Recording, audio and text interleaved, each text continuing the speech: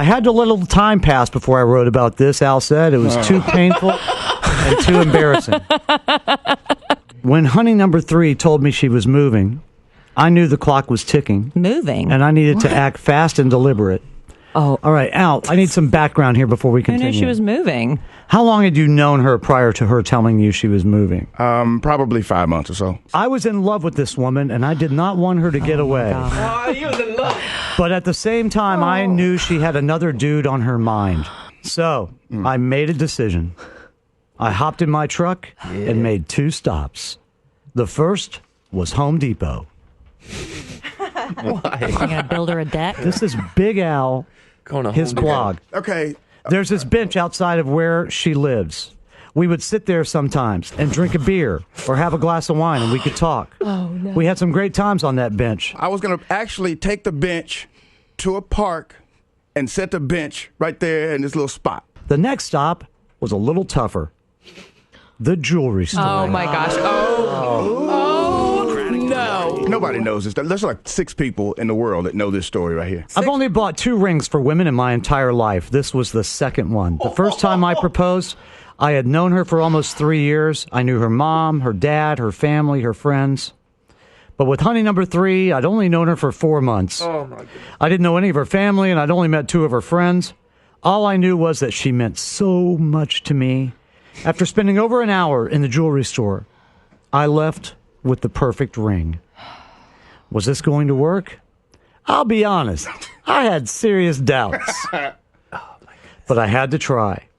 Now, normally, when a person proposes, you do it when your relationship is at its best. I just got chills. Things are going so well, you want to take it to the next level. This was not the case with us. Well, obviously. To say the least. In fact, you could call this proposal plan a Hail Mary. It was a last-ditch effort to let her know I was ready to make this real. So I called her, and I asked her to take a ride with me. Yeah.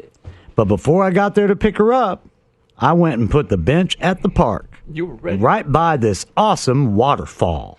You should have had a clue that this was not going to go the way you wanted to. Mm-hmm. When you What? pull up to the park by the waterfall, and somebody does stole your bench.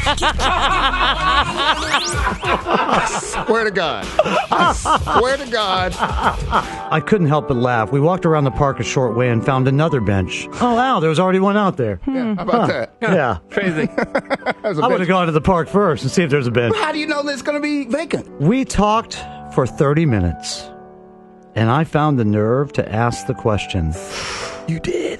I have her response to your question, but I don't have you asking it. So would you please try to recreate that? Recreate it. And Jenna, since you're probably the same age as the girl, I'll let you read the response. Okay. Okay. Al, one knee? Did you get down on one knee? Well, I was about to. Yeah. And that's when the response came. She saw what was about to happen. So and Wait. before you could even You ask. interrupted. She gave you the Heisman. So start it out, Al. Yes. So we spent a lot of time together. I've loved getting to know you, and I really don't want to go through the rest of my life without you. So, And then he goes down on one knee, so and, I was wondering if and honey number 3 says, What are you doing? Like that? Was it one like that? it Or wasn't quite like that, but it was. Oh, I'm sorry. followed by, I'm sorry. No. oh no. So she says no. She doesn't say, I'll think about it. She doesn't say, give me some time. She just says, what are you thinking? And then she says, no.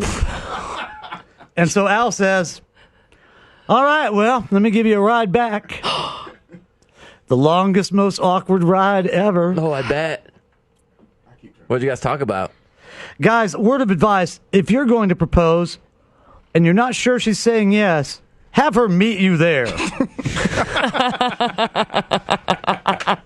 I'm so glad that's out, 'cause I've been holding that inside of me for like I know. I don't know how long. It's just been tough. So Look anyway, at the bright side here. Let me give you a bright side. Yes. You love more than anything to make people laugh. sure, absolutely. She will tell this story at parties the rest of her life, and they will laugh hysterically. So, Win-win, huh? Well, kinda. Lose-win.